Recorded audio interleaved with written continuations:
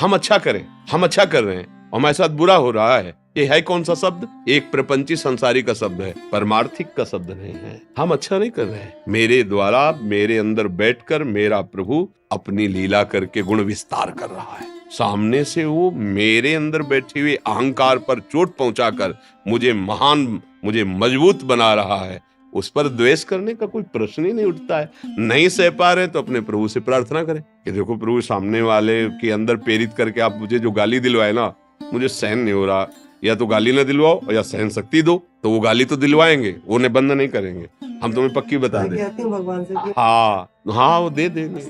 हाँ वो सहन शक्ति दे देंगे। और तुम्हें खास बात बताते हैं कि राग से ही द्वेष होता है, द्वेष की स्वयं सत्ता नहीं। काम से ही क्रोध होता है, कामना न हो तो क्रोध होगा ही नहीं। अगर राग न हो तो द्वेष होगा ही नहीं। तो पहले राग का भोग करते हैं हम, सुखद भावना, फिर दुखद भावना जबरदस्ती भोगनी पड़ती है। ये सिद्धांत है। अगर हम राग ही किसी से न करें तो कभी द्वेष नहीं होगा।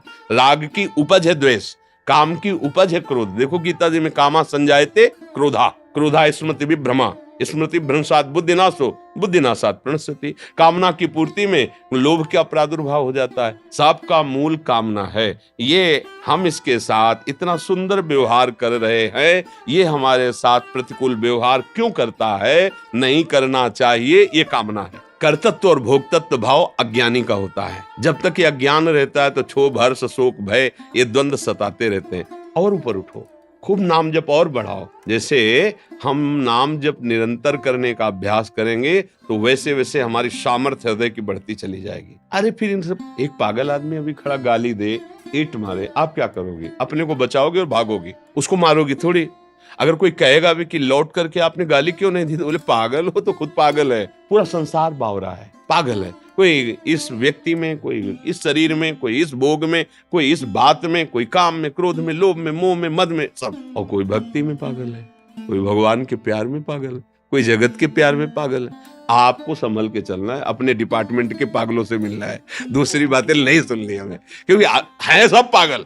नहीं, कोई प्रेम में पागल भगवान के, कोई माया के प्रेम में पागल। तो अब भाई पागलों के अस्पताल में पहुंच गए हो तो अपना दिमाग संभालते हुए अपने डिपार्टमेंट की बात देख ली, अपना भजन मार्ग का। भगवान के भी प्रेम में तो मतवाले बावरे पागल हैं।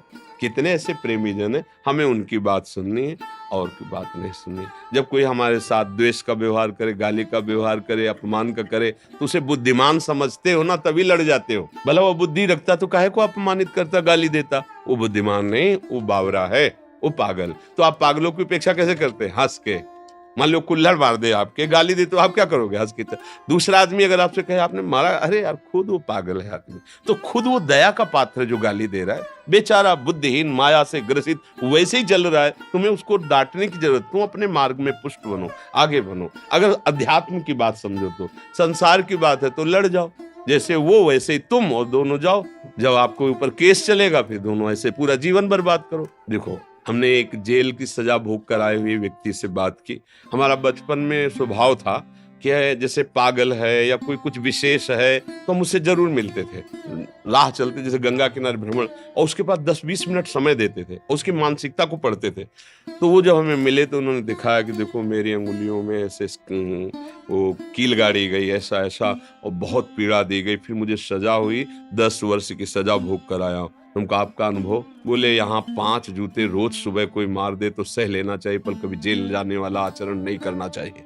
उसके मुख की बात कि यहाँ 5 जूते रोज कोई मुझे मार ले तो सह जाना चाहिए, लेकिन जेल जाने वाला आचरण नहीं करना चाहिए। वो आदमी जो ऐसा अपराध किया, उसका अनुभव देखो। बोला ना, अगर वही बात अगर आप सह जाओ यहाँ तो जेल नहीं जाना पड़ेगा और आपकी स्थिति उठ जाएगी, आपके पाप कर्म नष्ट हो जाएंगे। जैसे आपको कोई गाली दिया, आप सह गए, तो आपका पाप कर्म नष्ट हो गया, वो आपकी बात बना रहा है, आपको आगे चलकर सुख मिलेगा, और वो तो अपने आप भोगेगा। उसका कर्म बिगड़ रहा है। आप कह दो ऐसे लोगों को अगर डांटा नहीं जाएगा तो इनका बल बढ़ जाएगा। नहीं नहीं नहीं, उनका बल और उनके पुण्य क्षीण हो रहे हैं। वो ऐसे खंदक में गिरेंगे, तुम्हें धक्का देने की जरूरत नहीं है।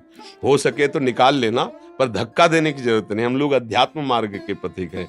जैसे किसी ने किसी को कल कहा कि वो तो बहुत, पनौती शब्द तुम जानते भी नहीं थे हमसे कहा कि वो बहुत पनौती तो क्या, तो हम लोग तो जानते नहीं, तो हमने पूछा पनौती का मतलब क्या होता है, क्योंकि शास्त्रीय शब्दों में तो ऐसा नहीं। तो उन्होंने कहा जहां चला जाता है वहां अहित हो जाता है, मतलब वो डाउन हो जाता है। तो हम कहा श्री जी का दरबार ऐसे लोगों के लिए ही, दुलार के लिए बना है।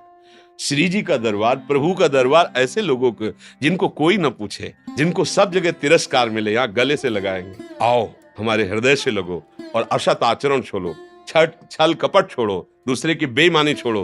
देखो तुम महान बनते हो कि नहीं। जहां जाओगे तहां तुम्हारे लोग याद करेंगे कि वो दोबारा आवे। संसार का स्वरूप अलग है, परमार्थ का स्वरूप अलग है।